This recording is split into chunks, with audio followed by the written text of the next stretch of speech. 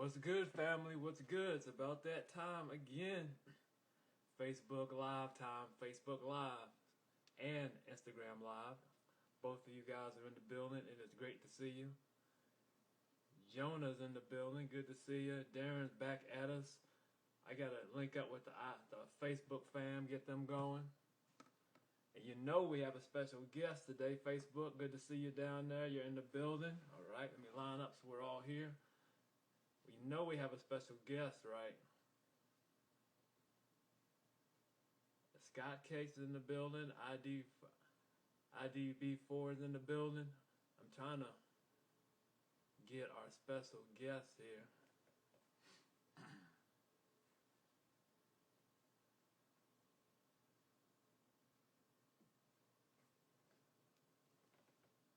I'll be right back. Facebook Live. Gotta contact Allen.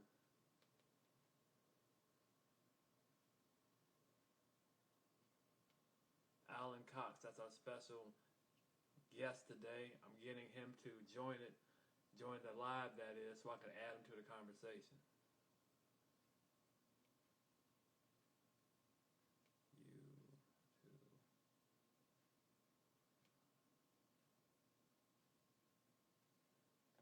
Let me see. Facebook, are you still in the building? Okay, you're still here. Sorry about that, Facebook. Okay, Allen's in the building. He just joined us. We're going to move forward. People are still rolling in. Jacob Gumby is in the building. Allen Cox just waved. He's in the building. Boom, there he is in the house. Good to see you, Coach. Good to see you too. How's it going today? Pretty good. How about yourself? Doing all right. Had a meeting already and got everything ready to go. Sounds good. Well, the family's still rolling in. My man Corey Curtis is rolling in. Darren Jr.'s in. Darren, you know Darren, the guy I work with around lunch. Yep. Yeah, he's in here. All right. And, we got some other Smart Towns representatives that should be rolling in. Elder Termal 40's in the building. Give you a wave. I'm just going to give him a little time, Coach, to roll in, and yes. We'll dive right into the topic of today. All right. So just to go over, I'm going to go over that as well. So the title of today's show, and this is part 4 of a 5-point series on how to improve your 60, guys. And the title of today's show is, can a 60 time cost you a scholarship? Can a 60 time cost you a PG ranking? I can't speak on any of those myself, but Mr. Coach Cox can give you all that information. Coach, you want to give him a brief background? Let me swing this over. You want to give him a little information on your background? Sure. Yeah, no problem. 25th year coaching. Way back when, before Perfect Game was Perfect Game, we were doing showcases around the country at the very beginning of all this, combines and baseball showcases. So been doing it a long time, been around that part of it. Like I said, when I got out of college, started traveling the world with Joe Barth and with the Hit Doctor Academy, and end up being Arsenal. I think Mike Trout played there and some other good big-time players. And we used to travel around the country to different colleges and do these showcases. And we did hand strength, and we did vertical jump and med ball throw, and we did all these things. And then did the Perfect Game type model way back when. There was only a couple different people doing it. And then it came there. Then I was done some high school coaching, and also, trained some Little League World Series teams. Got into college coaching at my old alma mater, Kentucky Wesleyan. Coached at my old high school, Los Plumas High School, which was where I went to high school as well in California.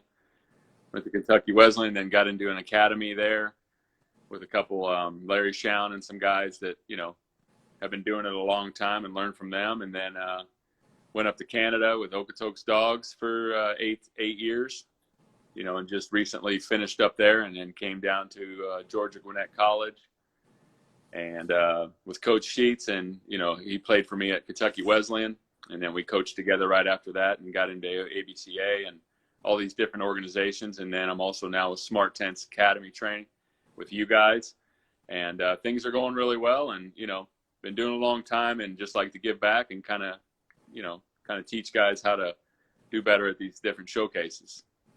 Also with Awesome. Perfect Game now, I've done the main event and I've done a bunch of showcases with Perfect Game and coached recently in the All-American games and all that good stuff, Okay. Sounds good, Coach. Sounds good. So this came up because I remember we were just in passing talking about the 60. I think you just came back from, what was it, Florida maybe? Yeah.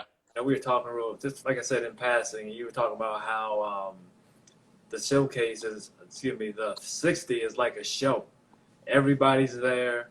It's like going to the Super Bowl. You go to the Super Bowl, you might watch the game, but you're there to be entertained. And the way I took it, that's what the 60 can be like. Everybody's there. Everybody wants to see who's the fastest in the building. All those, fun, positive characteristics. But we also talked about another side to the 60. Yeah. You come out there and you don't run your best 60, right? And how detrimental that could be. So that's why we're here. Could you talk to the people about how important it is to have a good 60 and the other side of not having a good 60? Yeah, it's the very first thing they do. So like I said, everybody's getting loose and it's the first show that they do. And we start off with it and there's guys down there, they got lasers, they got the stopwatches going and all the coaches are watching because this time, the speed is probably one of the most important things that you can get better at. But the big guys that can really run, they feel like they can teach them the game of baseball. But the running part is something that it catches the eye at first. So, when you have a good 60 time, we'll talk about that part first. When you have a good 60 time, and, baseball, people argue back and forth about the 60 and why do baseball guys run the 60 because it's a straight line for 60 yards, and you never do that in baseball. We like to see the guy go from first to third, and maybe that'll start changing a little bit, or maybe they'll do both. But they started doing that 10-yard split, and you can talk more about that. But that's becoming important too. And a lot of guys are training on at 60, and it means a lot because it catches the eye. And you'll get some good write-ups right away if you run a good 60. You're on the radar per se, right off the bat. And then they'll watch you for the rest of the day. That 60 time is really important. And all the best athletes, they can run. Those best baseball players, they can run. Even the big boppers, the hitting the home runs, they can still run a little bit. Yeah. And so that's why it's the first thing they do. And the score matters because that'll help you get a little bit higher ranking when you can run. Because all the other stuff they can project a little more and do that. But when a guy can really run, that's the thing. Now, if you're, on the other end of that, Can I say one thing? I just want to shout out that we had a bunch of people rolling in while you were talking. So I want to shout out some of these guys real quick. Okay. And let me know if some of your people are here, Yeah, I saw some of them. I saw some of them pop up from Canada. Oh, nice. Jack Lyons, 23. That's you? He just committed to Tennessee, so that's good. PT Maben 07's in the building, free 8892. Oh, yeah. Pete Barrister joined, okay. Sahal Jagil. Abe, longtime client. Abe Cable's in the building. Good to see you, Abe. Mark Matsubara is in the building. Sajagil, that's one of your guys apparently, right? Yeah, Matsubara too, yeah. All right. Free 8892, Brandon Grayson Strout, one of my guys. I think you saw him recently, is in the building. Yep. Grayson, good to see you. Brando Green, Alex Cook, not Cox, but Alex Cook is in the building. Lee Holt has been present for every video thus far, I believe. That's awesome. Ethan Bryce, okay, light skin. I gotta go to class, but just wanted to watch a little. Appreciate it, Ethan, for stopping by. Michael Murphy. All right. So go ahead and proceed. Sorry about that.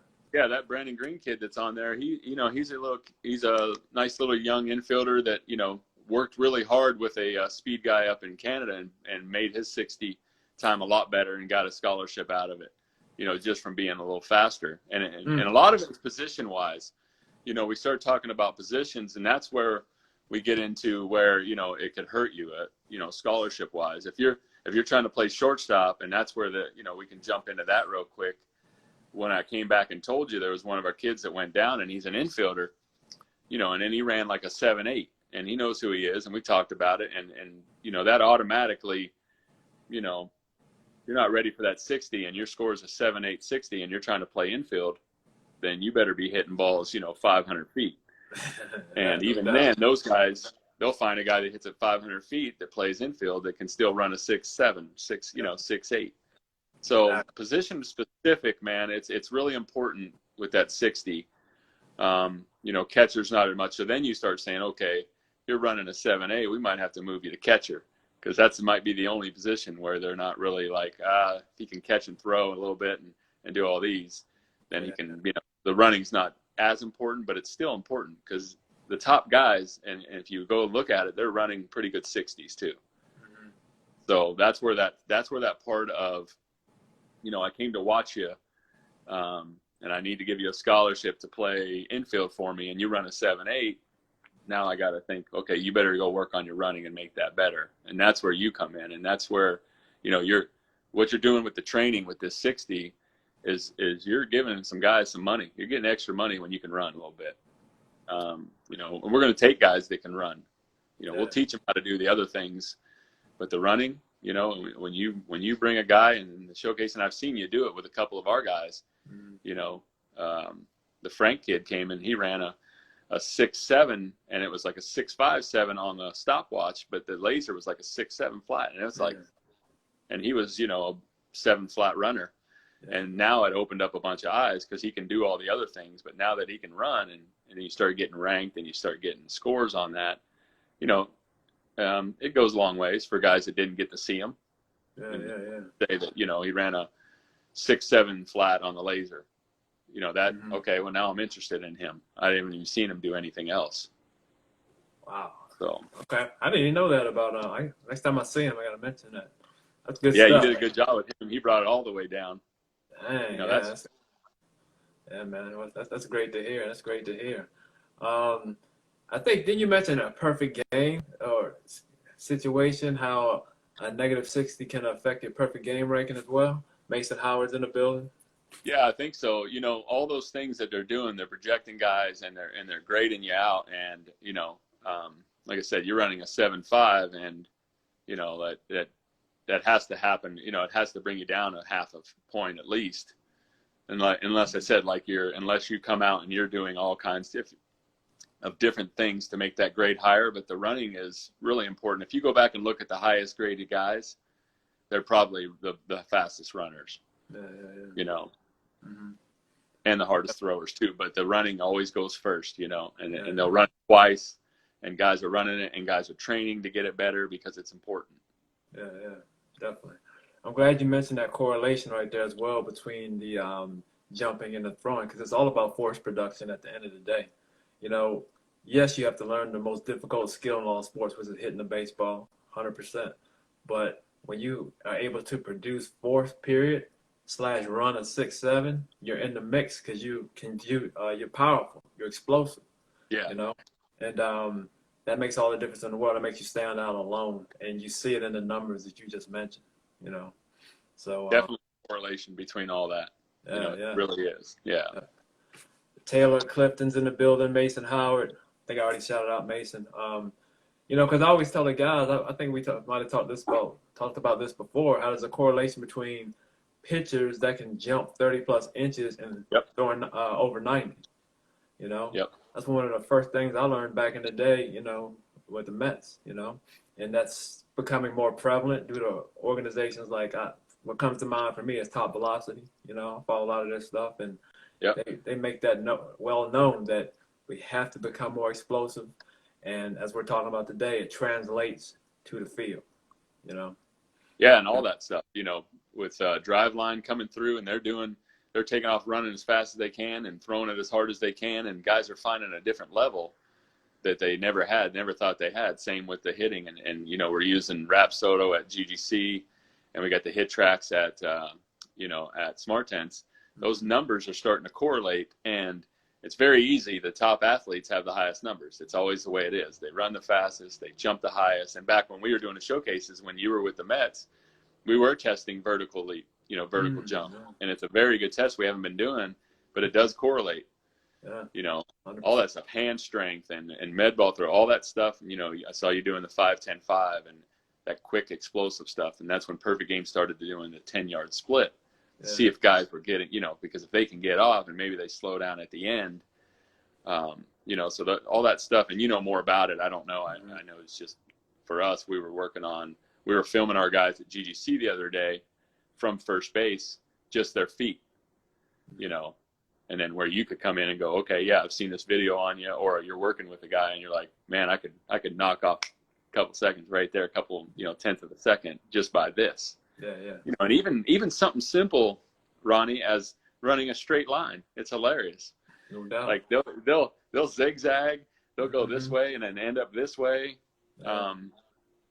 And they do a good job with per game by putting someone beside you, and they go off your time, but putting somebody beside you, you're racing against somebody. Yeah. But you can tell the guys that have done it before, and they know how to line up, and they got that open front foot like I saw you teaching the other day, where you open that front foot. All these things are helping their scores. But yeah, man, a bad 60 time, it correlates the other way too, Ronnie. Yeah. A bad 60 time normally doesn't correlate to a guy throwing, you know, 98. So, but yeah. All right. Well, I'm gonna give a couple more shout outs. I think we had some guys show in. Dark Skin, Clark Kent's in the building. Old colleague of mine, Brad Hudgens, Brando Green too. And I think, is that Dylan right there? Or Chase right there? PD, I think that's Chase. Boynes, Mr. Boynes in the building. So Boynes? Yeah, I believe that's him. You gonna say something, Chase? You just gonna hang out there, give us a wave. That's you. But that's it, man. I think you nailed everything. I didn't want to make this too long because we already talked about talking in the future, but you know, maybe we can expand on this particular topic. But I want the guys to also hear about what you do as a recruiter, you know, and we definitely need to set up that long interview. Like I said, we can dive deeply into that. So yeah, absolutely. Get into everything else. I appreciate you, man. Appreciate your time. No, thank you. Hey, man. Finally, Dylan give us away. Chase give us away. But hey, man, you know I appreciate you and everything you do. You know, so shoot, I guess I'll see you a little later today, right? Oh yeah, I'll see you tonight. Okay, practice. Sounds good. All right, man. Well, appreciate your time, and I'll talk to you then. Okay, thanks, man.